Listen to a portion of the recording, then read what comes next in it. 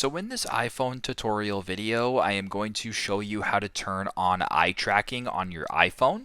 So once the settings app is opened up, I want you to scroll down a little here to where it says accessibility and then select accessibility.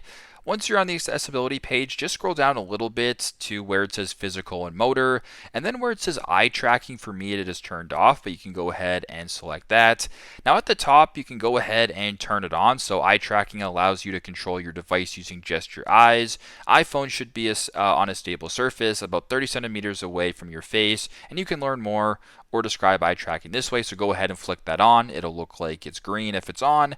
In my case, I'm going to leave it off because I don't need it on, but if you wanted to turn it on, you can flick it on that way. And yeah, there you go. That is how to turn on eye tracking on your iPhone. Thanks again for watching, and I hope this video helps.